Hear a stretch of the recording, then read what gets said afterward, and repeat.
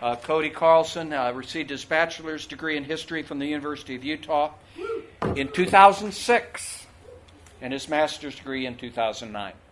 His master's thesis had the very stimulating title, Hitler and Stalin, Military Command Relationships in the Course of World War II, on the Eastern Front.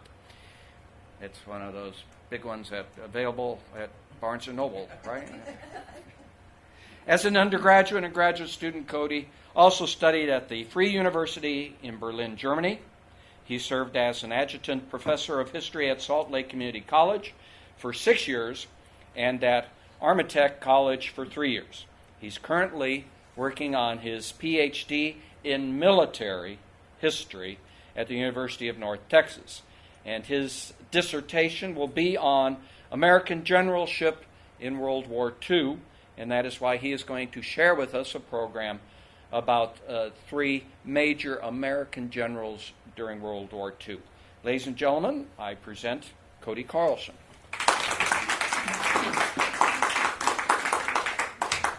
Very good. Thank you, Jay, for that introduction, and thank you to all of you for coming today, and thank you to the Plaza, and Jason, Tina, and Aaron, and everybody involved in letting us come down here and use this space today for this presentation.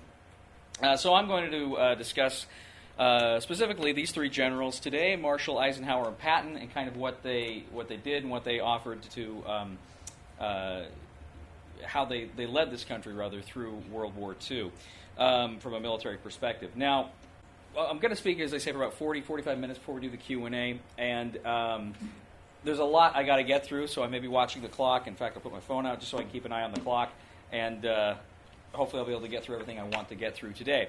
But first of all, we're going to go ahead and start with George Marshall. This is George Marshall with Harry Truman. Now, George Marshall, of course, was the Chief of Staff of the United States Army during World War II. But after World War II, he was actually served in many different posts with Truman. He was, among others, he was a Secretary of State for a few years. And in 1948, as he was serving as a Secretary of State, in May of 1948, so was that 70 years ago this month, a very important international event occurred in that the state of Israel declared its independence. Israel became an independent nation. And this led to some controversy within the White House of whether or not President Truman and the United States should recognize the state of Israel as a country. And Truman felt like we should. He felt it was the right thing to do. Of course, the memories of the Holocaust were very fresh. It had only been 3 years since the war had ended. And Truman was very much in favor of supporting the state of Israel. Marshall, on the other hand, was not. Not that he disagreed with the creation of the state of Israel, but because he felt that it would look very cynical, like Truman was just trying to get the Jewish vote in the country. In 1948, that election, if you're familiar with it at all, it was one of the most dramatic presidential elections in history, probably until 2016. Truman was not expected to win by anybody. Time magazine had 50 talking heads write 50 articles about who they thought was going to win that election, Truman or Thomas Dewey, the Republican, and why. 50 out of 50 said Dewey was going to win. Everybody was convinced Thomas Dewey was going to win that election. So to Marshall, it looks like Truman is just desperately trying to win this election and pandering to the Jewish vote by recognizing Israel. They had a big blow-up. They hardly spoke to each other for a while. And then on May 8th, or right around May 8th, which was Harry Truman's birthday, a friend threw a birthday party for him, and of course, Marshall was invited. So Marshall goes ahead and attends this birthday party, and still there's kind of a frigid tenseness between these two people. And Marshall was asked at this birthday party, can you please give a toast to President Truman? And President Truman, he wasn't expecting this, so Marshall actually goes up, he lifts up a glass, and he says, I've never doubted Truman's integrity, I've never doubted that he always had the good of this country in his heart. Truman is a great man, he was very warm, he was very appreciative of Truman, and Truman was so moved by this, some said practically to tears, that he simply raised up his glass to give a toast to Marshall, and he simply said, "Ladies and gentlemen, he won the war." Truman remarked that Marshall won the war. Marshall was, in Winston Churchill's words, the great organizer of victory. So how did he get to be where he was? Well, Marshall, originally from Pennsylvania, he joined the Army at a young age, followed in the footsteps of his brother, went to VMI, and in World War I, he, of course, was a serving officer, and he was a captain. He was very eager to see combat, like many young soldiers are, but he gets to France, and while he is there, he's assigned staff work. He's just the staff of a general. And he's on the staff, or pardon me, not of a general, yes, pardon me, he was. He was the staff to William Siebert, who was the general of the, I believe it was the 1st Army Division. Well, Siebert was doing a good job, but there was a lot of problems in organizing the Army in 1917. It's very slow going, and the kind of commander of the AEF, the American Expeditionary Force, right here, this is Blackjack Pershing. And Blackjack Pershing essentially one day comes to the headquarters here of the 1st Division, and he starts yelling at William Siebert, essentially saying, "You're not doing your job, you've got all these problems, yada, yada, yada." And he turns to leave, and Captain Marshall, who was, I believe, the operations officer for the division, Captain Marshall stops this general, and he says, "Now, wait a second, sir. A lot of these things that you're criticizing General Siebert for were beyond his ability, or rather, things that he had no control over. You're giving him these problems. You're giving him all of this lecture, but he didn't do anything wrong." Well, Pershing kind of, ignored him and left, and everybody that was present that day told George Marshall, "You just ended your career. You just told off the most powerful man in the Army that he was wrong in front of people. You're over." Well, that was not the case. Eventually, Siebert got fired. Pershing will relieve Siebert. But he was impressed with the loyalty that Marshall showed to Siebert. So he said he wanted to have Marshall on his own staff. And very quickly, Marshall will be working for Blackjack Pershing, as I said, the most powerful man in the United States Army at the time.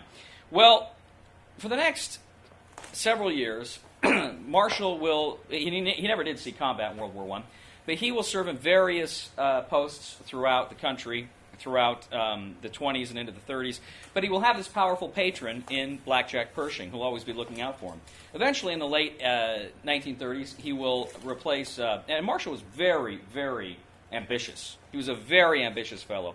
He will replace Malin Craig as the Chief of Staff of the Army. He will become the Chief of Staff to the Chief of Staff of the Army, Malin Craig, and then Malin Craig will retire, and Marshall will become the acting Chief of Staff of the Army. So theoretically the most powerful man in the Army at that point. But it wasn't a foregone conclusion that he was going to become the actual Chief of Staff, though he wanted that desperately. As I say, he was very ambitious. So what Marshall did was, again, there was a meeting with President Roosevelt and several members of the military hierarchy there. You had Hap Arnold from the Army. I believe it was, I think Admiral Leahy and Ernest King from the Navy were there.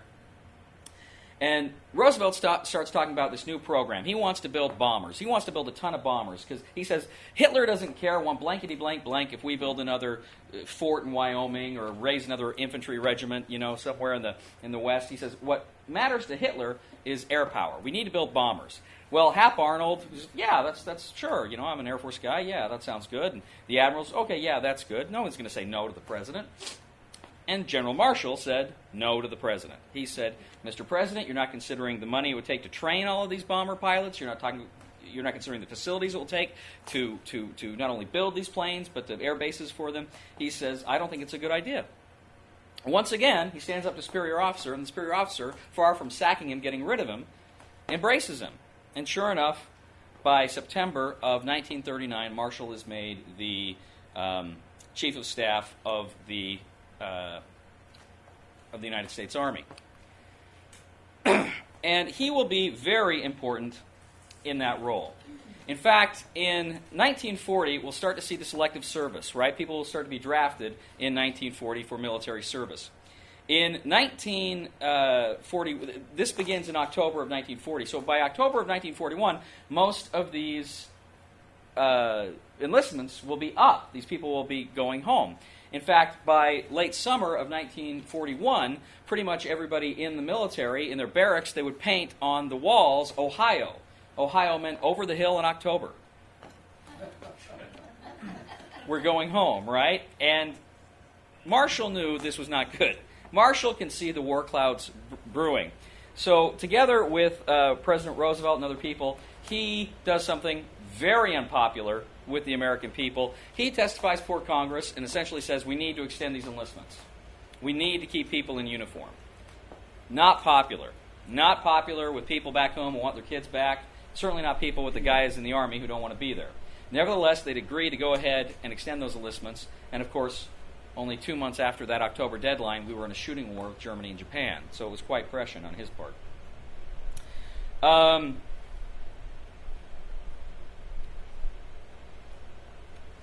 You can see here, too, these are some soldiers training in the Louisiana maneuvers. And I'll talk a little bit more about the Louisiana maneuvers when I get to Patton there. But Marshall, when he becomes Chief of Staff of the Army, and he becomes Chief of Staff on September 1st, 1939, which is a very important date. That is also the same day World War II in Europe begins, when Hitler will invade Poland on that same day. But Marshall takes a look at all these generals that he's got in the in the Army that have been around a while. And a lot of them are older, and they're set in their ways. And there's that old adage, every general wants to fight the last war. And meaning they saw what worked the last time, they want to do that, and they're kind of distrustful of new technology and new ideas. Well, there was plenty of people like that in the United States Army, and Marshall was ruthless. He relieved all of these old generals, and they weren't happy about that. But he realized these were not the men we need to fight this next war. And he begins to promote men. There's a kind of an urban legend, I don't know if that's the right word, an army legend about George Marshall, that he, throughout his career, had a little black book. And in that little black book, he would go and he would meet officers, and he'd write their names of people he thought would be good in command conditions in the next war. And so theoretically, if this is true, if he had this little black book, this is where he cracks it open and he starts promoting and making these guys, puts these guys in responsible positions of power. Among the people that supposedly were in this black book that certainly he did promote and that he did support were Generals Eisenhower, Patton, Jacob Devers, Terry Delamason Allen, Lloyd Frendendahl, Mark Clark, and Omar Bradley. And so pretty much most of your higher commanders and a lot of your excellent corps and division commanders in World War II were promoted by Marshall here and owe their careers to Marshall. One of the keys to his success was delegation. He believed in you need to be able to delegate authority. He was not a micromanager, and this was so key. He would, essentially, people would come to his office and they'd say, what should I do, what should I do? And he said, you know the right thing to do, you do it, and then you tell me what you did.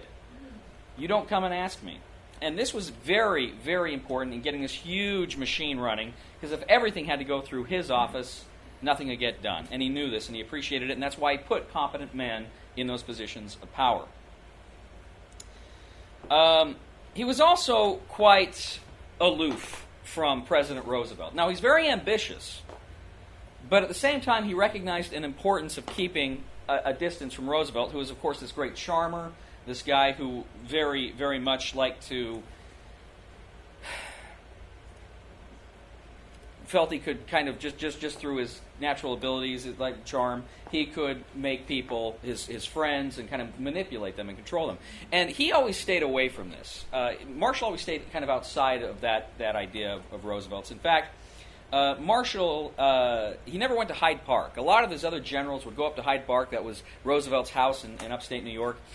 He would never do that. He didn't think it was appropriate. And also, too, critically, there were times where Roosevelt would say, you know, George, and General Marshall would always say, Mr. President, it's General Marshall.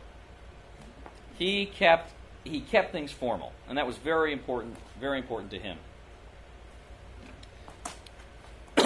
Now, I love this quote here from Jacques Colville. This was Churchill's private secretary. There were few people who could mesmerize Churchill, but Marshall was one of those few who came close to doing so. Churchill was fascinated with Marshall. Churchill thought Marshall was just a very intelligent fellow. That didn't stop them from butting heads frequently. Now, when the war begins, of course, you have Pearl Harbor, December 7th. By Christmas, the British have invaded the United States. Churchill and his staff are in Washington discussing the war with Roosevelt. They're settling on the Europe First strategy of taking out Germany before Japan, and other important matters that need to happen. One of the important things that occurs here is this idea of unity of command. Marshall will be insisting upon this idea of unity of command, meaning we don't want to have British and American commanders acting side by side. We need to integrate our command systems, and we need to have a single commander when we have these kind of multinational force operations. So that was very important. Also, too, right off the bat, the Americans, and Marshall was the champion of this, believed we need to not fool around. We need to invade France. Right now, today, sooner the better. We need to invade France, take pressure off the Russians. Russia, of course, had been invaded by Germany in June of 1941. So we want to keep Russia in the war, so we need to invade France. We need to land an army in France. Well, the British had been fighting the Germans for a long time, and they know it's not going to work. You can't just plop an army down there and start fighting. It's a tremendous logistical undertaking to put an entire army on the continent if it is opposed by the Germans. And so the British said, no, we're not going to invade France at this point. Maybe somewhere down the road, but not right now. And Marshall fought for this. Marshall really wanted this invasion. And this is a case where Marshall was wrong. The United States was not ready to invade France in 1942. And this is evidenced by the fact that in August of 1942, there was actually an invasion, or rather a raid of Dieppe, which was a port in France that was large. It was largely by Canadians were involved and British soldiers, but it absolutely failed, and most people involved were either captured or killed. It was a tremendous fiasco, and that was just a small raiding force. There was no way a massive army in 1942 could have landed, especially one with no experience of modern mechanized warfare. Well, Marshall worked tirelessly throughout the war to coordinate policy with our allies, not just the British. You can see here the combined chiefs of staff. Right here, this is at Cairo, which was in late 1943, November of 1943. He actually dealt a lot here. There's Marshall right there. And he dealt a lot with Chiang Kai-shek, who was the Chinese head of state. And Marshall dealt a lot with China, too, trying to keep China in the war, fighting the Japanese. And he also attended all of the major conferences. Tehran, and later, it was about a month after Cairo, he was present there. At Yalta at the end of the war, at Potsdam right at the very end of the war, right after Germany had been defeated. Marshall was always there assisting Roosevelt and then Truman in, again, coordinating strategy with allies and really making these practical problems, finding answers to practical problems and logistical problems that would pop up when you're fighting a global war. And that is indeed what the United States was doing, far more so than the Germans or Japanese or anybody else, really. British you can make an argument for, but really fundamentally it was the United States fighting this massive, massive global war, dividing their resources in Europe and the Pacific, and he was the guy that was managing this whole thing from a military standpoint. Now, at the Tehran conference in late 1943, of course, by this point, we're getting ready to invade the continent. We're getting ready for Operation Overlord to invade France. Finally, put an army in France. We finally have not only the army available, but we have the ships that we need to do it, the landing craft that we need to do it. In fact, Dwight Eisenhower would call Andrew Higgins the man that won the war. Andrew Higgins, the great boat magnate who built the Higgins boats out in Louisiana, because we needed these landing craft in order to do it. Well, George Marshall, again, the highest ranking general in the United States Army at the time, everybody assumed George Marshall was going to command DDay. They assumed, because of his rank, he was going to be the commander at DDay. However, George Marshall was indispensable to President Roosevelt in Washington. Despite that, Marshall wanted the command. Marshall, again, he'd never led men in battle. He wanted to command D-Day. So this led to a kind of I don't want to say a test of wills, but certainly Marshall had to show great self-restraint because he wanted this command perhaps more than anything. And when Roosevelt asked him, which he did several times, Roosevelt would say to Marshall, General Marshall, do you want to command this? Do you want this command? And Marshall answered every time, Mr. President, I am happy to serve wherever you need me. And this frustrated Roosevelt because he wanted Marshall to choose. And he even said, I hate to think that history won't remember Marshall. I hate to think that Marshall will go down as a footnote and that somebody else will be remembered for the great commands of the war and Marshall will just be forgotten. But that was Marshall's answer every time he was asked, Mr. President, I'm happy to serve wherever you need me. So Roosevelt said, okay, we'll let Eisenhower do it. And he kept Marshall in Washington. And I'm certain Marshall was devastated by that. But he didn't let it slow him down. He continued to do the absolute best job he could as Chief of Staff of the Army in Washington. And, of course, he continued this brilliant war leadership we saw. Well, after the war, of course, Marshall will be sent to China. Harry Truman will send Marshall to China to kind of help the Chinese get their house in order. Of course, as we know, China is on the verge of civil war at this point, and the communists will eventually take over in 1949. Then Marshall, as I say, will serve as Secretary of State for a time, Secretary of Defense briefly. He will have a very long and important career here before he retires. But this is a man, as I say, who throughout the war was always on top of things, was always at the center of the military effort to defeat Hitler and Japan. And as I say, for these reasons, he was absolutely essential to victory in World War II. I want to go ahead now and talk about Eisenhower. Now, at 10 p.m. on June 4th, 1944, there was a meeting of SHAEF, the Supreme Headquarters of the Allied Expeditionary Force. This was the army that we're planning on sending into France in 1944. The weather looked like it was going to be pretty bad for June 6th, so Ike said, let's reconvene in 4 hours at 2 a.m. on June 5th. We'll reconvene to make a decision whether or not we will go. Well, a weather report came in by the time of that meeting that said you should have some clear skies from late June 5th through early June 6th. You've got a window of about a day if you want to go. Well, the problem was these troops had already been sitting in their ships for a day. They've already been on alert.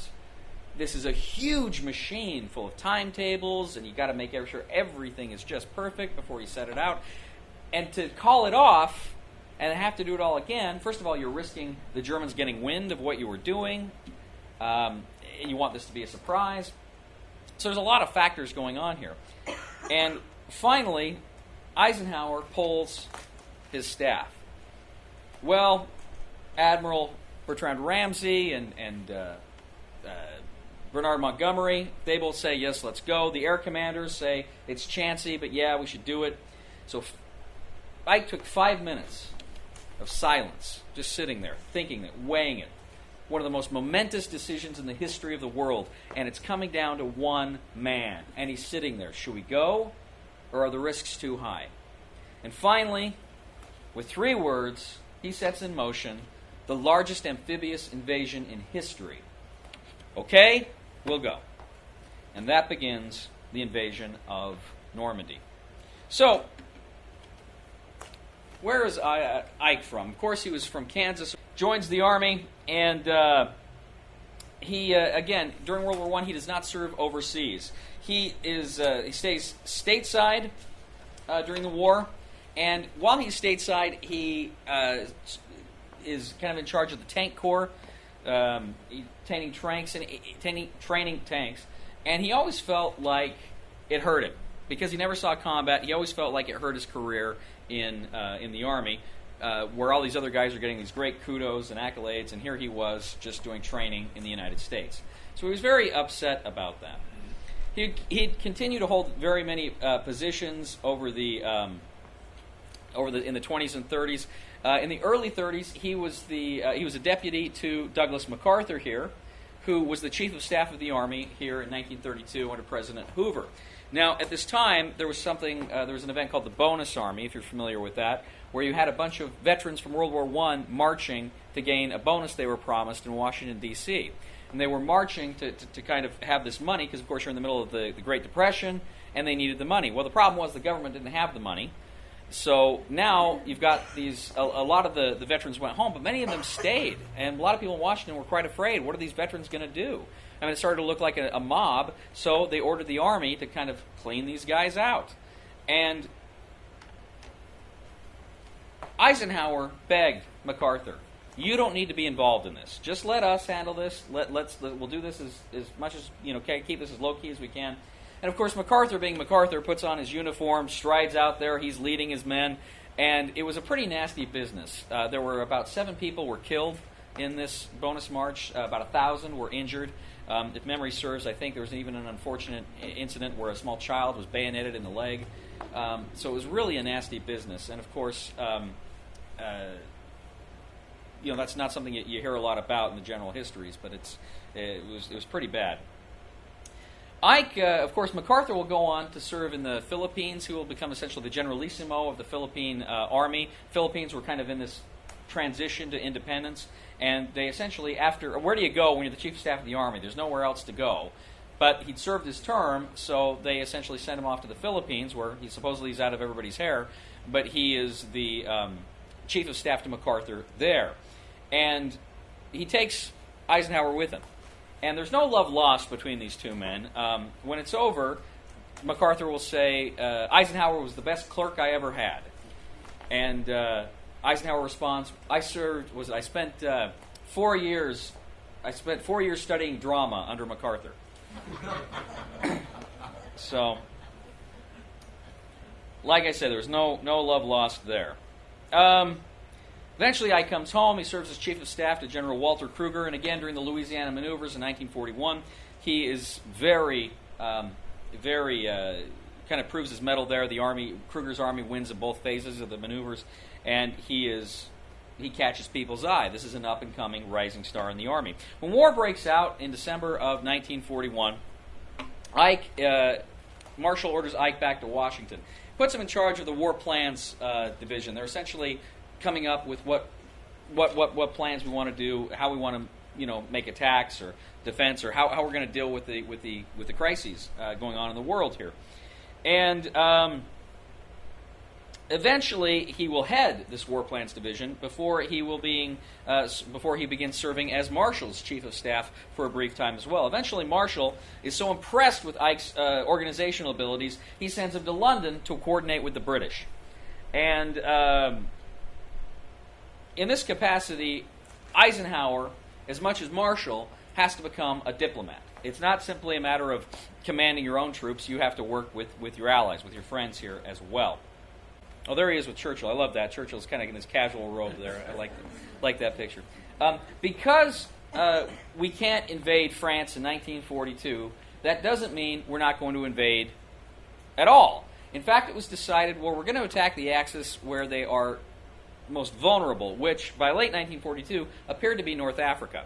Now, France was conquered by the Germans in 1940, and the Germans set up kind of a rump puppet government in France called Vichy, and they essentially took all the French colonies in North Africa, which were now nominally neutral, but they're within kind of the Axis sphere here. And so we launch in November 7th, 1942, Operation Torch, which is the landing here in North Africa to take these kind of places away from this French ally. Ally of the Germans, not really an ally, but kind of a friendly neutral of the Germans at this point. Certainly a puppet of the Germans, I guess is a better word. But there's certain problems here. Will the French start shooting at us? Is this a problem? Will we be in a shooting war? So Marshall was convinced we need a powerful, strong Frenchman a Frenchman of stature, to essentially give an order to the French not to fight us. So he's looking for this guy, and on the eve of Operation Torch, they think they find him.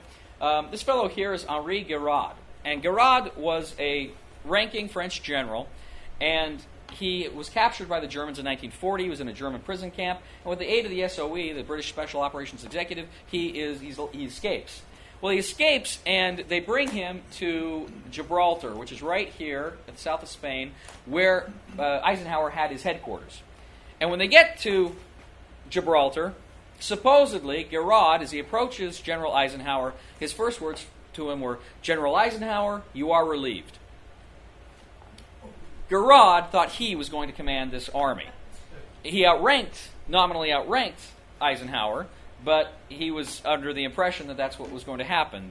The Americans were simply going to hand over their army to this French general who lost a battle just 2 years earlier. We didn't. Spoiler alert. So anyway, in fact, Eisenhower spends about 4 hours with Giraud trying to talk sense into him. We need your help. We need you to give this communique to your people saying don't shoot at us. And Giraud the whole time says, well, I can only give that if I'm in charge. And so it went nowhere. Eventually, Eisenhower kind of said, okay, whatever. This led to another kind of awkward situation. After the landings had already commenced, Eisenhower still says we need someone to kind of talk to the French. And they find a person by the name of François Darlan. And there he is right there. You see him walking with Patton, who was the French head of state of Vichy France, and then Hermann Goering, who, of course, was Hitler's number 2. Darlan was a collaborator. He was working with the Nazis. But he happened to be in North Africa. He was kind of the viceroy or whatever of the colonies there. And he kind of saw which way the wind was blowing, so he agreed to make a deal with Eisenhower, where he essentially said to the French forces there, stand down. And Eisenhower was acting from a purely military standpoint. But of course, there's this odium attached to this guy who was seen as a traitor by many people in the United States. And Eisenhower got attacked in the papers and the press. They really went after him. How dare we make a deal with this guy who served Hitler? So it was quite controversial. Fortunately for Eisenhower, and quite unfortunately for Darlan, the controversy ends pretty quickly because on Christmas Eve, Darlan was assassinated by another Frenchman who saw him as a traitor. So that controversy went away. But eventually, by May of 1943, 275,000 German soldiers, German and Italian soldiers, will be taken prisoner, and the Afrika Korps, which had belonged to the German general Erwin Rommel, was defeated. North Africa then is essentially liberated of Axis forces from Alexandria in Egypt to the Moroccan coast. Well, after, of course, the end of Africa, their efforts in Africa, there they are. There's the prisoners right there that they took. Some of them. I don't think you can fit them all in that photograph. That was actually about as big a defeat as Stalingrad. If you're familiar with the Battle of Stalingrad against Russia, which was the decisive, perhaps the turning point of the war, this was just as big a loss in terms of manpower to the Germans as Stalingrad was, or very nearly so. You see the invasion of Sicily will follow thereafter pretty quickly, and then, of course, the invasion of Italy will follow as well. And the invasion of Sicily will actually begin the process of toppling Mussolini from power in Italy. Now, DDay, as we were just talking about, was the most heavily planned military invasion in history. You can see the coast that Hitler fortified here against invasion was massive. Huge guns, minefields, barbed wire, all the defenses that you could imagine are put there on the coast to prevent the landings of the Allies here. But the Allies need to know how do you get an army on here, on the beaches. They would actually send frogmen taking soil samples, making sure that the soil was the beach soil was strong enough to hold the weight of tanks. You had to do this covertly because, of course, if the Germans are aware of you, they start shooting at you, which is what they're prone to do. So But you have to do the things like this. You have to do reconnaissance. You have to fly overflights, constantly take photographs. And this leads to an interesting thing. You want to throw them off. You don't want them to know you're actually going to land in Normandy. They wanted them to think they were going to land at the Pas de Calais, which was much closer. Pas de Calais is up here. Of course, Normandy's down here. And the Pas de Calais is where they wanted them to think they were coming. So every one flight, reconnaissance flight, they flew over Normandy. They flew 2 over the Pas de Calais. And there's other tricks that they would use to make Hitler think that they were going to land there. They actually constructed a fake army in East Anglia made out of cardboard and wood with 1 or 2 real tanks to make tank tracks in the mud. And they would generate fake radio traffic. They even appointed George Patton to command this fake army there in East Anglia. Well, ICAS to coordinate all of this. And not only is this an American operation, and of course the British are involved, but you've also got Canadians, you've got Poles, you've got Czechs, you've got Free French. And so all of these people ultimately, as I say, are coming under the direct command of Dwight D. Eisenhower. Of course, they land in Normandy, and I'll discuss this more with Patton, land in Normandy, move across France, liberate Paris by August, and then very quickly get to the gates of Germany itself by the end of the year, with several significant setbacks, Market Garden, the Hürtgen Forest. And on December 15th, 1944, Eisenhower was nominated for his 5th star. He becomes a 5-star general. And the reason he was nominated for a 5-star general at this time is because in September, Dwight Eisenhower moved his headquarters from London to Paris and officially took over ground operations. So he's more kind of tactical, hands-on commander than he was.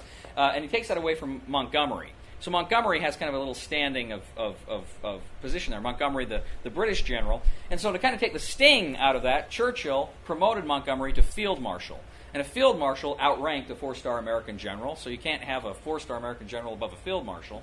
So rather belatedly, they promote Eisenhower to 5-star rank there as well. One of the most controversial decisions Ike makes is not to take Berlin.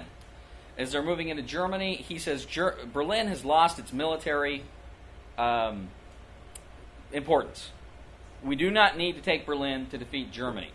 Now, Stalin, of course, says the same thing. Oh, you're entirely right. Meanwhile, he's egging on his marshals, Zhukov and Konev, from the east to take Berlin. He's making them compete against each other to see which one's going to be the first to take Berlin. And, in fact, Berlin really had no military importance by that point. Eisenhower was correct in doing that. In fact, I don't recall off the top of my head how many people died, how many Russians died taking Berlin, but the Reichstag building, which was a burned-out hulk since 1933 when it was set afire. And yet, for the Russians, they saw this as a symbol of Germany, which the Nazis certainly didn't see it as a symbol of Germany. But to take that one building, the Reichstag, the Russians lost about 6,000 men killed taking that building, the Reichstag. If you go to Berlin today, it's in the Tiergarten. There's actually a memorial there, and buried right there in the Tiergarten are these 6,000 Russian soldiers who took that building. On May 7th, a week after Hitler committed suicide, we have the operations general for the German army, Alfred Jodl, signs the surrender document. Eisenhower would not sit in the same room with him. As soon as the surrender document was signed, Jodl, he was taken into Eisenhower's office. He says, "Do you understand what the surrender document means?" He says, "Yes, I do." And he says, "You understand you'll be held personally responsible if the Germans do not live up to this surrender document?" He says, "Yes, I do." And that was all he had to do with him. As soon as he left, he took the pen, had this picture taken, opened up some champagne, and they celebrated the end of the war in Europe. The next day, the Russians were pretty upset that the Americans and the British had this big surrender ceremony. They insisted that the Germans surrender to them too on May 8th. So in Karlshorst, and the building's still there, it's a beautiful building if you go in there, it's a little museum now. If you go into Karlshorst there, you can see where they actually signed it. Wilhelm Keitel, who was the chief of staff of the OKW, he actually signed the surrender document for the Russians. And that was on May 8th. That is why we consider May 8th to be the VE Day, even though we technically got it first. And coincidentally, May 8th also happens to be Harry Truman's birthday, and he would say that was the best birthday present he ever got. All right, so that is. Well, just in conclusion, Eisenhower had this tremendous responsibility on his shoulders throughout the war as well. He was, of course, in charge of these armies and various armies in North Africa, in the Mediterranean, and in Europe in ending this war. And again, it was he alone who made the decision to go at Normandy, and many other crucial decisions throughout the war. All right, going to go ahead and move on to Patton now. I like this quote. "The Kraut's got his head in the meat grinder, and I've got hold of the handle." Now, where this comes from is in December 1944, at the historic French city of Verdun. Verdun is if you're familiar with Verdun, during World War I, it was the site of one of the worst battles in World War I, an apocalyptic battle in 1916 that took place there. Well, in 1944, it's going to be a very important city again. Because 3 days earlier, on the 16th, the Germans attacked the Allied lines at the Battle of the Bulge. With about 250,000 men approximately, they came out of nowhere. The Allies were not expecting it. Again, they were not paying attention to their intelligence. And the Germans come in and just devastate the Allied lines. Their plans were to separate the British and the American forces from each other, and they march in there, and they just are practically tearing these Allied armies apart. Well, Eisenhower then, on the 19th, convenes a meeting on the 19th. And on the 19th, in Verdun, you have several generals meet him there. Among them, Montgomery and Bradley and Patton. Patton was already about over 100 miles to the south. Woohoo! About 100 miles to the south, Patton was fighting his own battle against the Germans in Saarbrücken. He was already engaged when this is going on further north. So Patton, essentially, Eisenhower asked Patton, he says, "How soon can you disengage from your battle there at Saarbrücken, reorient your army 90 degrees, send it 100 miles north to attack in strength with 6 divisions against the southern German flank?" Now, at the best of conditions, this would probably take about 4 or 5 days. This is the middle of winter. Freezing temperatures, frozen roads, snow everywhere. And Patton says to Eisenhower, "It'll take me 2 days." And Eisenhower says, "Don't be facetious, George. How long is it going to take you?" He says, "I can do it in 2 days." And he does. He pulls out his army. Not an easy task to disengage from an army, from a battle you're already fighting. Reorient it and move it north in a coordinated fashion, because if you just send the troops in, units in one at a time, they'll be destroyed piecemeal. You got to attack in strength from many different, from many different units, and he's able to do this. And in fact, when these other guys, Bradley and Eisenhower, Montgomery, saw this as a major crisis, Patton saw it as an opportunity, and that's where he says, "The Kraut's got his head in the meat grinder. I've got hold of the handle." All right, so I want to, and I'll come back to the Battle of the Bulge a little bit later here, but this, of course, is the film Patton, George C. Scott as Patton. If you're, most people, I think, when they're familiar with Patton, they know him from this film. It's this film that people know Patton. Unfortunately, it's a great film. It's a great film, but I think it's not the best history.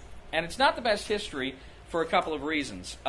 First of all, it highlights the one aspect of Patton. It highlights the fact that Patton was, it says, well, you get the idea that he's bloodthirsty, that he's this guy who loves war, and indeed he probably did love war on one level, but this idea that he loved bloodshed, that he loved this blood and guts aspect of war. And that's not entirely true. I think on some level he probably did love war. He's probably crude like that. But at the same time, he is, and this is something he does not get a lot of credit for, if you read his memoirs, he is profoundly interested in how to save his own men's lives. And that's not something you really think of. You think he just throws men at a problem, and that's not true. He wanted to make sure men were using their weapons, their equipment, and their protocols in such a way that they could defeat the enemy at a minimum cost to their own lives. In fact, historian Victor Davis Hanson, he wrote, Patton, he was speaking about Patton's intelligence here, because Patton was not this Neanderthal. A very intelligent person. Victor Davis Hanson wrote, Patton was not a passive reader. His copies were fully annotated and texts were selected precisely to enhance his own understanding of the arts of military command. Critics forget that behind the foul mouth, sometimes offensive and near lunatic pronouncements, and showy dress, Patton was without question the best educated, most experienced, and most widely read general in the American Army. He frequently stresses mobility, movement. Movement is incredibly important. Motion is incredibly important to this general, and that is how he is going to fight his battles and win his battles. Also, too, in one way I think this movie is a little not accurate. It's based partially on the memoirs of Omar Bradley, and Omar Bradley himself served as the technical military advisor on the film Patton. And one gets a sense from Bradley that maybe he always felt like he was in the shadow of Patton, and maybe there was always a little jealousy there, because there's always some sniping at Patton. And I get the feeling when you see Patton through Omar Bradley's eyes, you're seeing a very childish version of Patton. And I think that's really a major problem with the movie here of Patton. Now, which is not to say Patton wasn't nuts.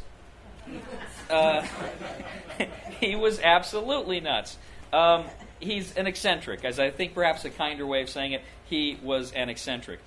He graduated from West Point. He competed in the pentathlon in the 1912 Olympics. I believe that's him on the left there, doing the fencing there.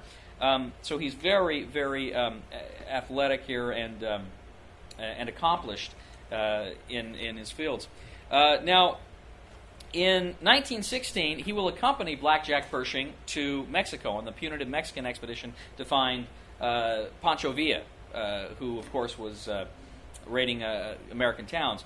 So they go to find Pancho Villa and his bandits, and of course they never find Pancho Villa, but they do find a number of his chief lieutenants. In fact, there's a story where Patton goes up in the hills. He finds one of his lieutenants.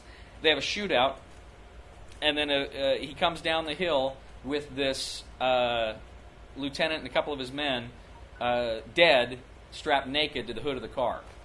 He actually was told during the Battle of Saint Mihiel, he was given specific instructions by his commander, by his commanding officer. I do not want you riding a tank into battle. You need to be behind the lines. You need to be, controlling everything. Patton was a fighting general. He needed to be at the front.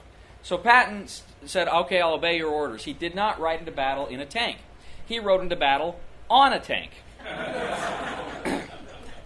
So he kind of a creative interpretation of his orders there.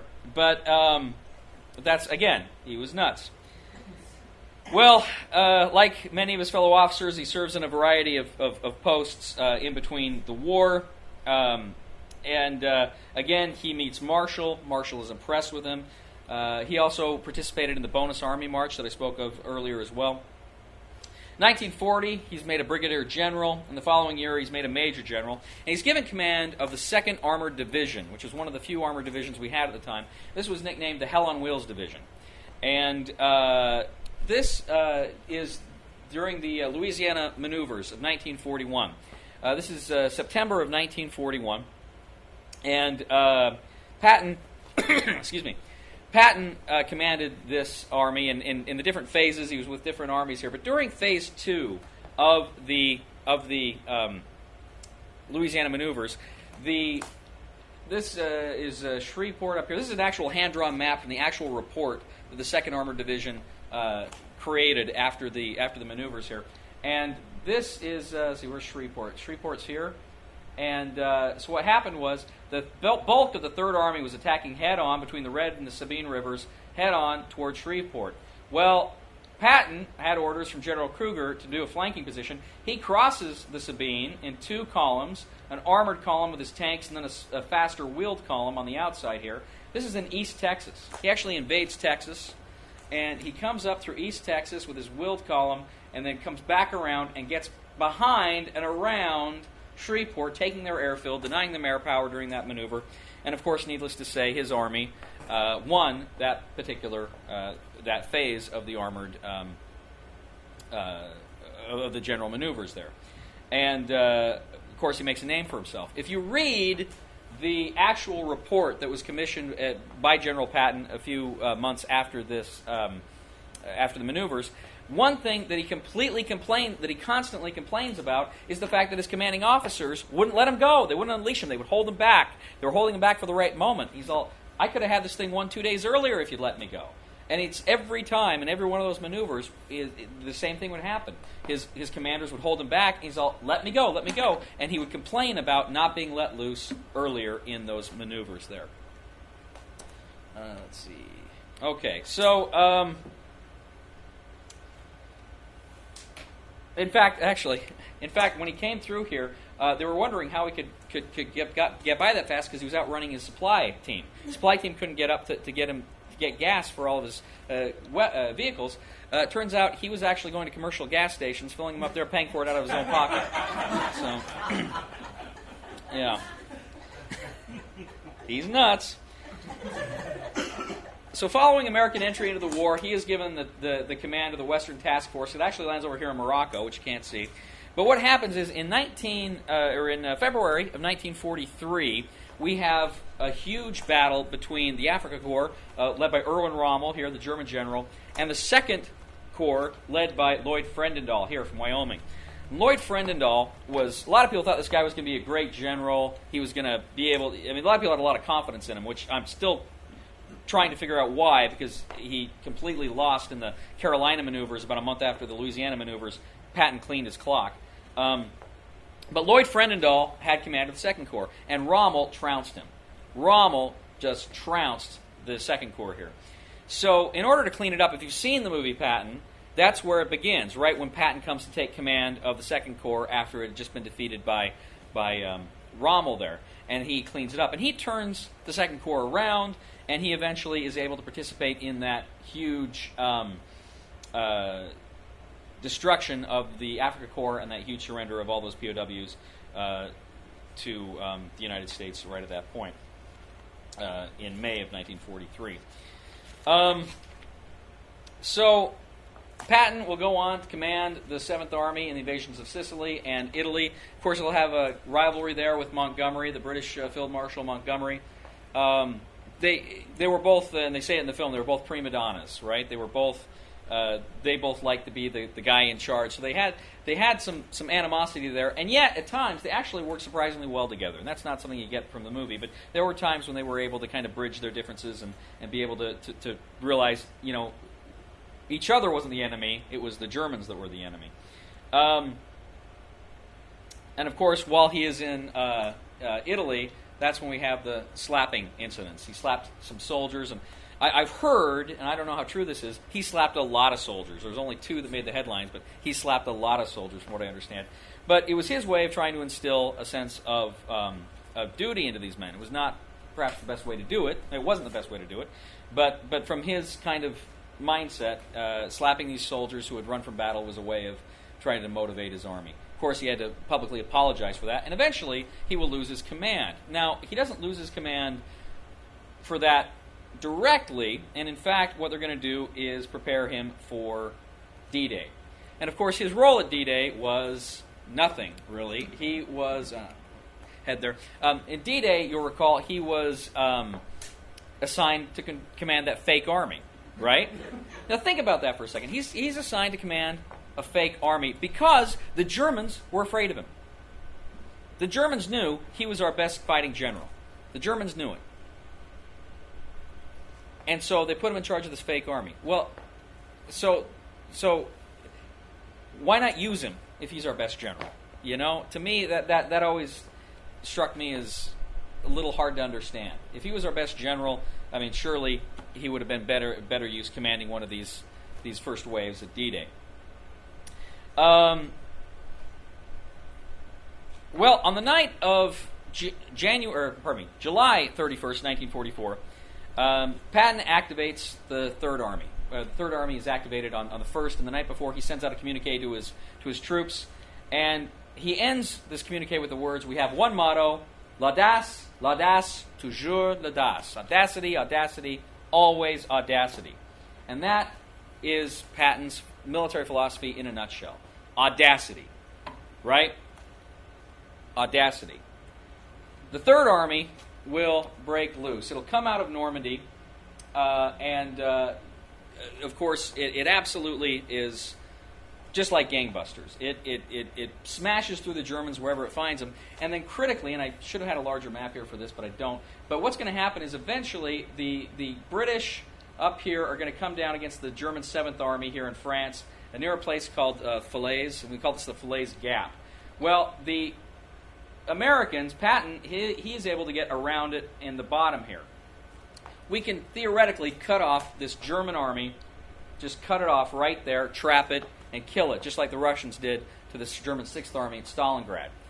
Well, what happens is Patton essentially tells Bradley, who at this time is his superior, he says to Bradley, I'm going to go ahead and try to link up here and meet with our allies. There's a Polish division and the British. We're going to try to meet them and close this cauldron.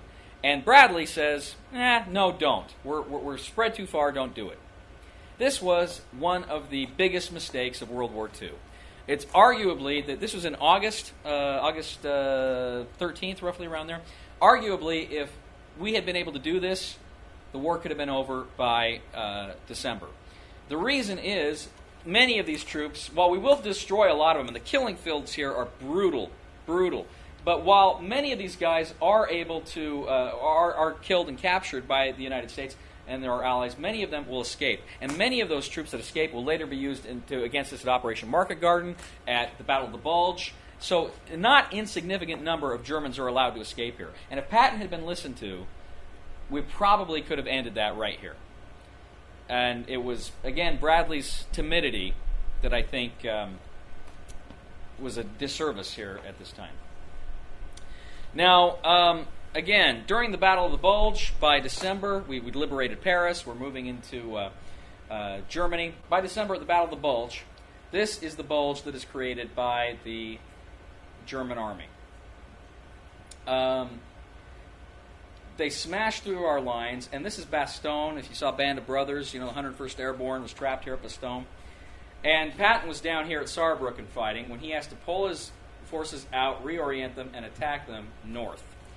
And again, he is able to do this in freezing weather, disengage from an enemy, reorient his army roughly 90 degrees, travel over 100 miles in this freezing weather, and launch a counterattack with 6 divisions at the German south.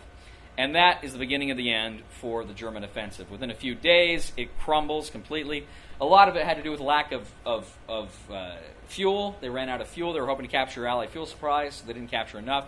And the Germans began moving back, and we kind of go into a counteroffensive here. But Patton was able to rescue the 101st Airborne at Bastogne, who claimed they didn't need rescuing, but, they did. In fact, this right here, this is Patton and General McCulloch. If you remember the story when the Germans hand General McCulloch the surrender note. Does anybody know that story, what he said? One word? Nuts. He says nuts. That's him. This right here is the just some soldiers, and you see the snowy conditions there. It just looks miserable. But that's what they were fighting through, and that's how they turned it around. Now, Patton, of course, will lead his army into the heart of Germany over the next few weeks and months. He will oversee its final destruction. And ultimately, of course, he will be killed in a car accident in December of 1945, which is not a fitting way for this guy to go. But, of course, he did say the way for a soldier to go is to die from the last bullet of the last battle of the last war. So that is where he died. Now, all three of these men, Patton, Marshall, and Eisenhower, their contribution to this war, the leadership they showed in this war, and the ability that they brought to this war was second to none. There's no other army in World War II that had leaders such as these. Now, don't misunderstand me. Britain had some great leaders. Sir Alan Brooke was a brilliant general. Montgomery had his days when he was quite good as well. They had both fighting and staff generals were quite well. Germans had some good generals. Even the Japanese had one or two I think were actually quite decent. Not so the Italians. No, there's probably one or two in the Italians that are decent. But generally speaking, but there was no it wasn't simply a matter of materiel. We tend to think of World War II in terms of just the United States had this overwhelming material superiority, and that is why we won the war. Well, a lot of that material superiority didn't come into being until well into 43 and 44. We had to turn the tide. We had to fight hard those first few years. And then even after we had that material superiority, it was still possible we could have lost. And these men were absolutely essential to us winning as quickly and as efficiently as we ultimately did in Europe and in the world.